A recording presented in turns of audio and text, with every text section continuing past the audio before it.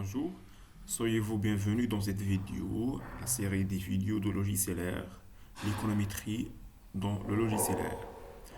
La première vidéo sera consacrée à l'étude de la corrélation et la statistique descriptive dans ce logiciel. Le plan que nous allons suivre est le suivant. Dans un premier temps, il faut savoir qu'est-ce qu'on veut dire par une corrélation linéaire.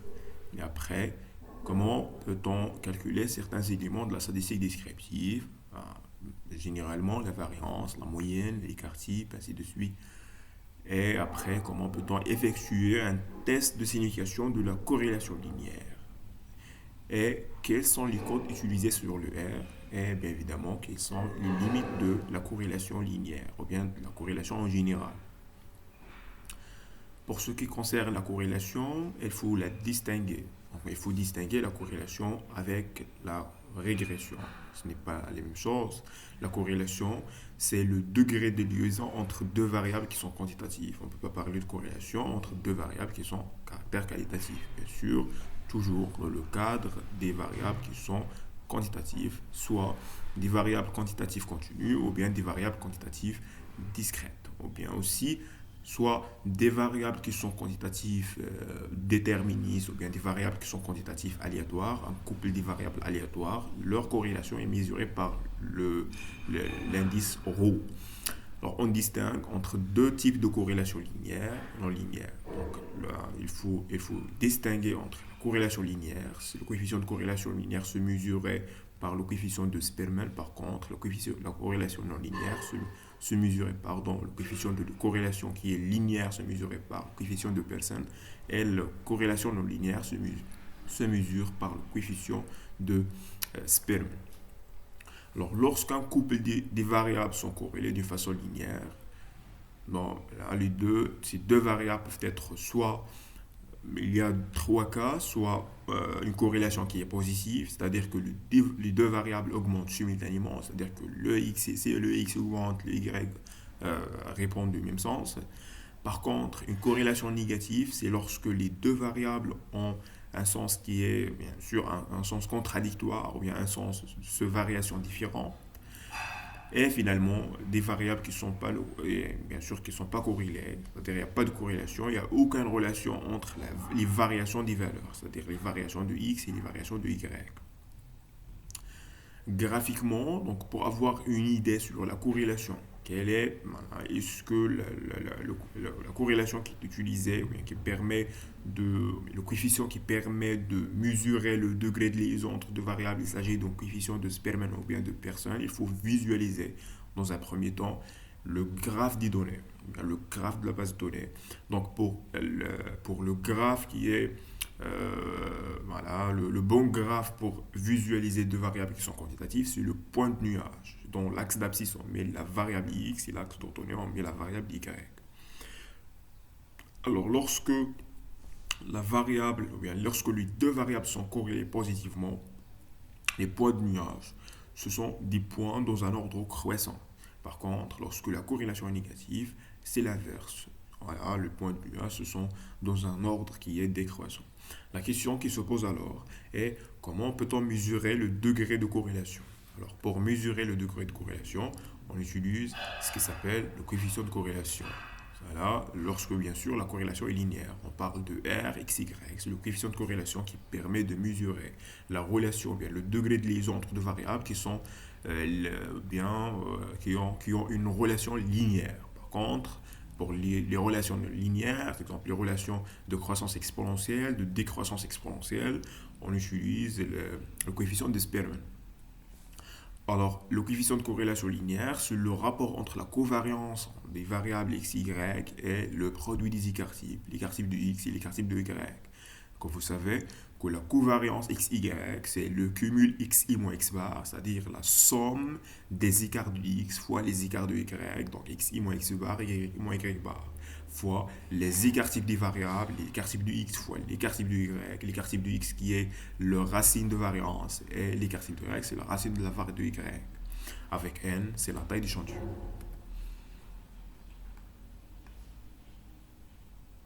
Pour ce qui concerne le test de signification, Après le mesure de degré de corrélation, voilà, il faut effectuer un test qui s'appelle le test signification de corrélation. Est-ce que le coefficient de corrélation qu'on a trouvé a un effet significatif ou bien est-ce que le coefficient de corrélation est significativement différent de zéro ou pas? Pour cela, on met deux hypothèses. Une hypothèse nulle qui stipule que le coefficient de corrélation est nul. Par contre, une hypothèse alternative qui stipule que le coefficient de corrélation est différent de zéro. Sauf cette hypothèse nulle, on calcule un t calculé qui est égal au rho xy sur 1 moins rho au carré, la racine de 1 moins rho au carré sur n moins 2. Pourquoi on a la question qui se pose là, c'est pourquoi on a utilisé rho à la place de r. On a utilisé rho à la place de r parce que avant d'effectuer ce test, il faut supposer que la série de x et la série de y, la série des deux variables suivent une loi normale, c'est-à-dire que leur représentation est une plage gaussienne. Alors les deux variables, puisque les deux variables ce sont des plages gaussiennes, bien des variables gaussiennes, c'est pour cela on dit que la mesure de deux variables, un couple des variables aléatoires gaussiennes, on utilise le coefficient de corrélation de rho x, y. Donc c'était calculé, cette valeur calculée de student et suit bien sûr une loi de student avec alpha sur 2 et n-2 degrés de liberté. Bien sûr, pour prendre une décision, il faut comparer t calculé avec t tabulé. Si t calculé est supérieur à t tabulé de alpha sur 2 et n-2 degrés de liberté, là, on va rejeter à 0, c'est-à-dire que la valeur de coefficient de corrélation est significativement différente de 0. Par contre, lorsque t calculé est inférieur à t de alpha sur 2 et n-2 degrés de liberté, là, on accepte H0, c'est-à-dire que la valeur de coefficient de corrélation est égale à 0, c'est-à-dire le coefficient de corrélation est non significativement différent de 0. Alors, la question qui se pose maintenant, comment peut-on effectuer ce test sur le logiciel R et quels sont les codes utilisés?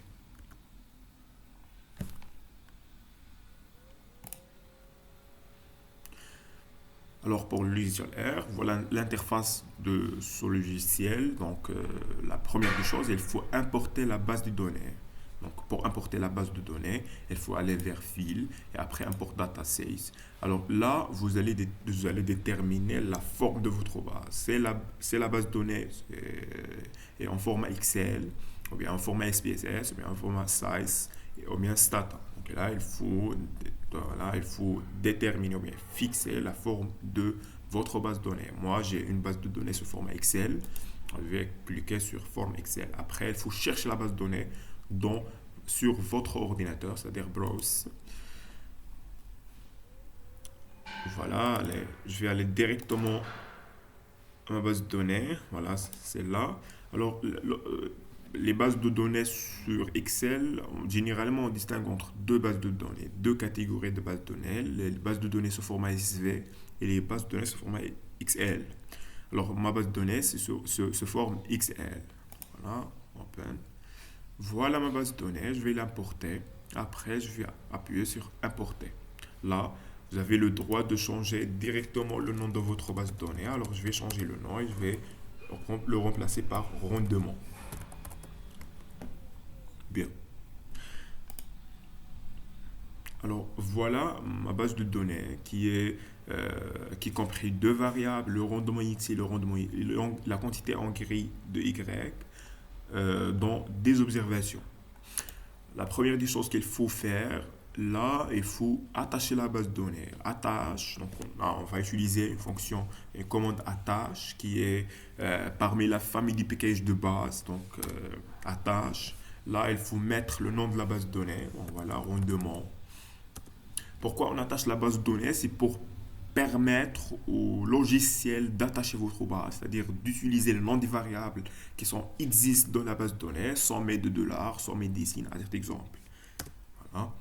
Alors la base de données contient deux variables y, le rendement y et le rendement x et l'engrais y. La première des choses, il faut calculer la statistique descriptive des variables. Alors, il faut décrire les variables. Il faut calculer la moyenne, la variance, voilà, les quantiles, ainsi de suite. Alors, pour calculer la statistique descriptive, il faut aller vers la commande summary.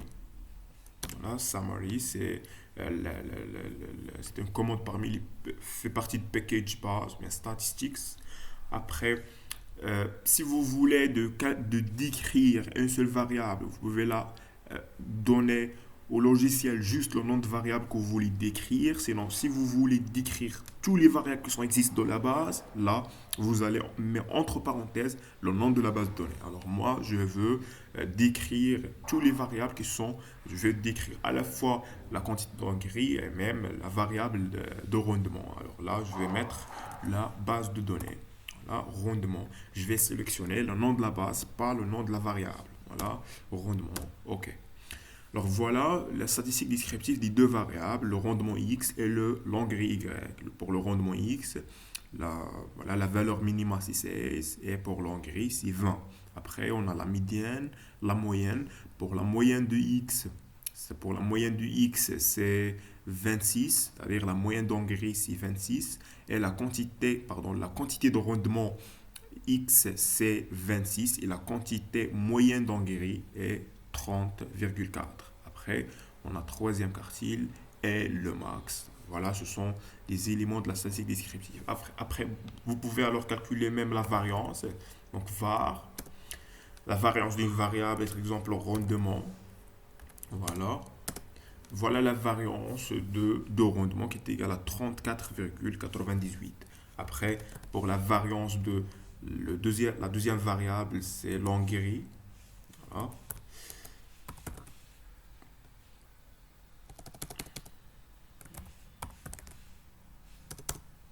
Pour la variance de l'engrais, c'est 54,71.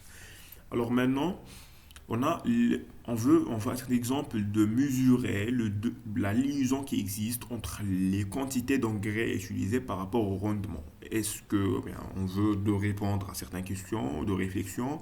Est-ce qu'une augmentation de quantité d'engrais entraîne une augmentation de rendement ou pas? Eh bien, entraîne une diminution de rendement de la quantité de X. Alors voilà, là, il faut utiliser le coefficient de corrélation. Le coefficient de corrélation fait partie de famille de package statistics. Cela, donc corrélation, donc corps. Et après, mais avant, là, on a commis une erreur. Pourquoi? Parce que je dirais, avant de calculer le coefficient de corrélation, il faut savoir quel type de relation qui existe entre les deux variables. Parce que lorsqu'on a une corrélation qui est une croissance exponentielle ou bien une décroissance exponentielle, là, il faut utiliser un coefficient de Spearman, pas de personne. Le logiciel, par défaut, utilise le coefficient de personne. Alors c'est pour cela, il faut, avant de calculer le coefficient de corrélation, visualiser le graphe ou bien le point de nuage des deux variables. Alors pour le visualiser, je vais appuyer sur plot. Le plot, c'est une commande qui fait partie des familles de package GraphX. Donc plot. Et après, je vais déclarer les noms des variables. Donc rendement. Voilà. Rendement, le premier variable. Et la deuxième variable, c'est en gris. Et après, appuyer. Voilà le point de nuage pour les deux variables en gris et rendement. Voilà, je peux ajouter certains éléments je dirais, de couleur, de transparence et ainsi de suite. Donc, call, la couleur, par exemple, je vais utiliser le vert, donc le red ou bien green. Et après, je vais ajouter un peu la transparence des points de nuage pour qu'ils soient clairs. Donc, voilà. La transparence, je vais un niveau de transparence de 7. Voilà notre point de nuage des deux variables. Alors, à partir du point de nuage, il apparaît que la corrélation entre les deux variables, il s'agit d'une corrélation linéaire. C'est-à-dire, on va chercher, on va calculer le coefficient de Spearman qui permet de mesurer le degré de liaison entre le rendement et l'engrais. Pour le calculer, on utilise la commande core. Voilà, core. Et après, voilà, corrélation pour calculer la matrice. Par exemple, pour une base de données qui contient plus de deux variables, vous pouvez calculer la matrice de corrélation. Pour la calculer, entre parenthèses, vous allez déclarer le, le nom de quoi? Le nom de, je dirais, le nom de la base de données. Par contre, si vous voulez calculer seulement la corrélation entre seulement deux variables x, y, vous allez déclarer les noms des variables. Voilà le truc qui existe là. Voilà, rendement. Je vais déclarer le nom de la base de données. Voilà la matrice de corrélation entre les deux variables. Le coefficient de corrélation entre x et y, c'est-à-dire le rendement et l'engrais, est égal à 0,89. C'est-à-dire qu'il s'agit d'une corrélation positive. C'est-à-dire toute augmentation de la quantité d'engrais entraîne une augmentation de rendement. Là, on pose une question, est-ce que le coefficient de corrélation est significatif ou pas? Pour tester la significativité du coefficient de corrélation, on utilise la commande core_test. Voilà, core_test. Et après, vous allez déclarer les noms des variables. Donc voilà, rendement, virgule et en gris. Voilà. Après, appuyez. Bien, on a H0, l'hypothèse nulle, c'est R XY, c'est-à-dire que le coefficient de corrélation est égal à 0. Par contre, le coefficient de corrélation en H1 est différent de 0. Alors, pour le T calculé, obtenu par le logiciel, est égal à 5,6. Alors, 5,6, il est supérieur à T tabulé de 2,220 sur la table du student. Sinon, vous pouvez effectuer ce test par le p-value, par la probabilité. Donc, puisque la probabilité p-value est inférieure à 0,5, alors on va rejeter à 0, c'est-à-dire que l'alternative hypothèse est true, c'est-à-dire que l'hypothèse H1 est vraie, c'est-à-dire qu'on va rejeter, on va accepter H1 et on va rejeter H0, c'est-à-dire que le coefficient de corrélation est significativement différent de 0, c'est-à-dire que le coefficient de corrélation a un effet significatif. Pour le degré de liberté qui est égal à n-2, voilà, df est égal à 8, c'est-à-dire 10 au moins 2, c'est 8. Merci pour votre attention, à la prochaine vidéo.